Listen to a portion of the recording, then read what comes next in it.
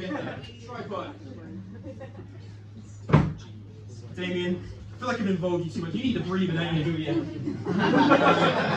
Joe. No, I just realized I was going to ask you to start a clap for me. What do I do? There's no easy way out of this now. Can you? Yeah, alright. Alright, Joe, the clapping is going to originate from you. So you're going to clap and everyone's going to join in via proximity or something like that, yeah. Sure. Alright, when I say ladies and gentlemen, you start the clapping quietly and get louder, right? Alright. Ladies and gentlemen, please go crazy for the wonderful Nick Hill!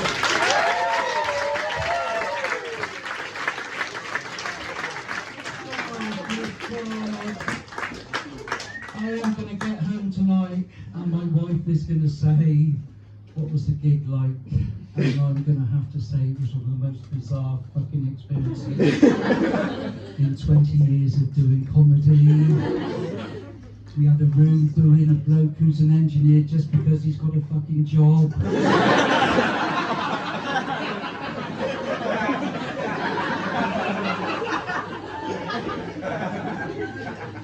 We had a contestant in the final of The Price is Right who was using her phone to Google Amazon.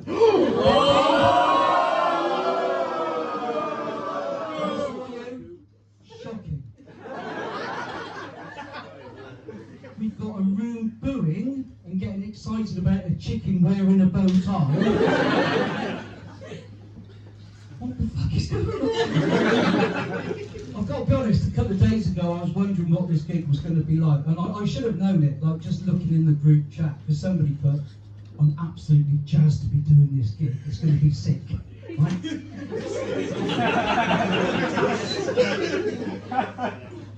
I'm 63 this year. I had to ask them to speak in fucking English. And I've got to be honest now, I'm looking around, and I had COVID in 2020, I was pretty ill, and since then, I've been really careful, I've managed to avoid small spaces, crowds, and young people, and look what I've got tonight.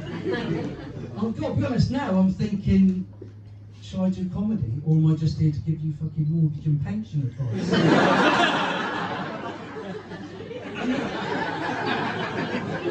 I'm stood there at the back thinking, in 40 years' time, you lot are still going to be here. Shit, isn't it? It's only going one way. It's not good. Yeah, think of that, you bastards. I know I'm getting old because I was tempted by a hat, and I bought this like for, and there's a couple of reasons why I bought it. Because I think a hat makes a statement. You can change your personality with a hat, right?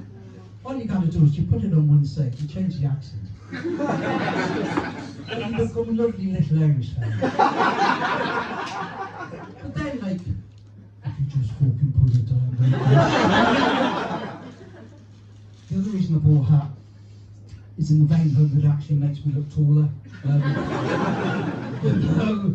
that's cruel, isn't it? And Alton Towers last weekend, £62 for a ticket for me. 3 rides I was allowed on.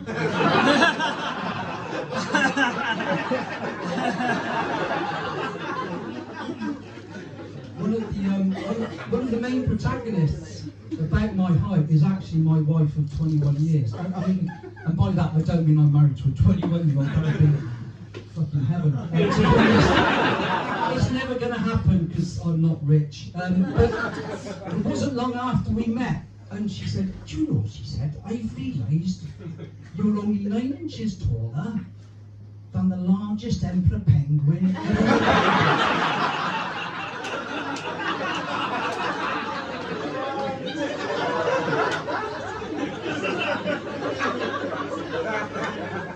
I said, how do you know that? She said, I googled it.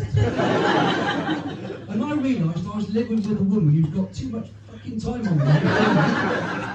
And you will have deduced by that that I am in fact married to a lady from Bangladesh.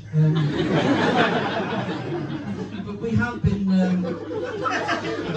We have been married 21 years, and you've got all this to look forward to, like, and it just goes downhill, to be quite honest. We've gone through the same routine every night. She goes up to bed, I come up to bed.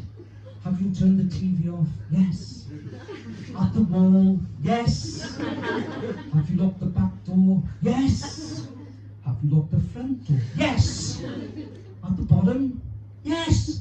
At the top? We get to about October, November, and she's like, I hate this time of year. Do you? What's that then, love? Well, the bottom of the bed's always cold, isn't it? I don't know, my legs are not fucking big. And she said, I think the romance, I'll switch back to an English accent because she is from Wales. I think the romance has gone out of our relationship. I said, what do you mean? She said, well, maybe when we're being intimate, because we are now and again. It would have been, I know. It'll happen to you, don't judge. Maybe it would be nice to have some music playing, just to break the silence.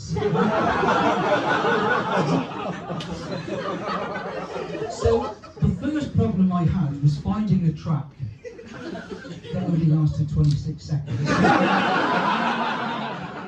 I found one. I found Angels Robbie, but I thought that's fine. That'll do. Put it on. It was going well. To be honest, I think my choice of song number 2, the theme for Match of the Day, came to me in the face, and she said, "There's no surprises anymore, is there?" So the other night, she was in the bathroom getting ready for bed. I went to the bedroom, turned all the lights off, hid under the bed. And when she came in, I just grabbed her ankles. And apparently that wasn't a surprise. It wasn't a surprise. She's not very happy because it was her birthday today. And I bought her a spa day. She wasn't one happy. Turns out she fucking hates grocery shopping. She's clearly going to be bitterly disappointed with her pamper experience I've got her for Christmas. Right, so that joke didn't land. The pamper is about nappies. I think you'll find if I've got to fucking explain the stuff I'm talking about. Yes. We're doing dry January. Yeah. We're still drinking.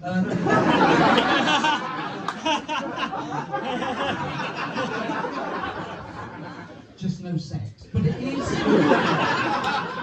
drink related because Christmas Day.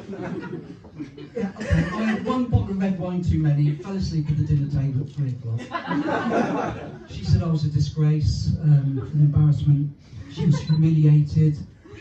The other people in the hotel guest room found it hilarious. But just before Christmas, she did surprise me. She said, "You haven't forgotten you're picking me up from my work stool tomorrow, have you?" And that did come as a surprise. She's self-employed and works from home. I said, "No, that's fine." So I got there at the right time. She got in the car, and all I said was, "You have a nice time?" "Are you saying I'm drunk?" "Oh." "This is what your parents are like." "Well, no, but clearly you've had a drink." I don't think you let me do it. Fucking go again. In fact, I don't think you ever let me. Well, I do. I always have. Can't guarantee the future, but at this point, if you love me, you'll prove it right now. How am I going to do that? She said, "You can make love to me in this car." I said, "That's not going to happen, is it?" She said, "Give me one good reason." I said, "I'll tell you what, I'll give you 3. Number 1, it's 4 o'clock in the afternoon. Number 2, we're still outside fucking Wetherspoons in the middle of Gloucester. And number 3, your girlfriend Chris is in the back and we're getting in the car too. And that's the thing, she's got a girlfriend, right? I've got no problems with that. They do everything together. They're going on a cruise at the end of April, a week away. Right? no problem with that. I wanted one night away with my girlfriend. Oh!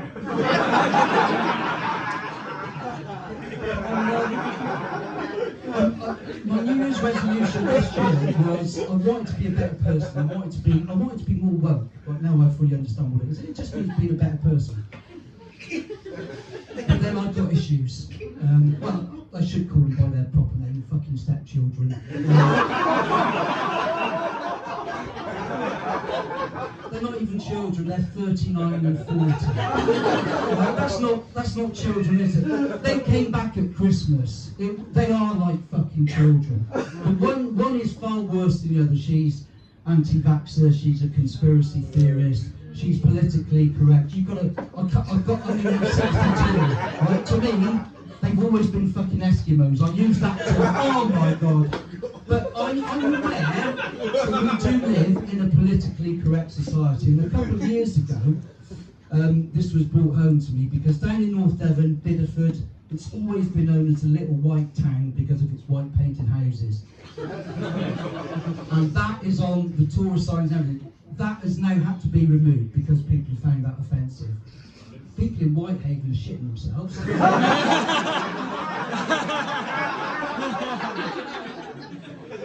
Apparently people in Blackpool are laughing. And I'll just leave you with this. This is how bad it's got. I went to Greg's today, right? I went in and said, can I have that Cornish pasty, please? She said, I can't sell you that. Sorry? So I can't sell you that. I can't sell you that as a Cornish pasty. I said, why's that? So we can't call them Cornish pasties because they weren't made in Cornwall. The bloke behind me left. I said, where are you going? He said, well, I want 2 Danish pastries and some black Cornish pasties. I said, you are taking the, no, come on, you're taking the piss. I said, what's in it? She said, meat and potato. I said, well, like a Cornish pasty? She said, yeah. She said, do you want it? I said, no, I don't. She said, what do you want instead? I said, I'll have a cheese and onion sandwich. She said, white or brown? I said, white. She said, racist. Listen, I thought you were going to be a challenge, but you've been absolutely lovely. Thanks very much for your time.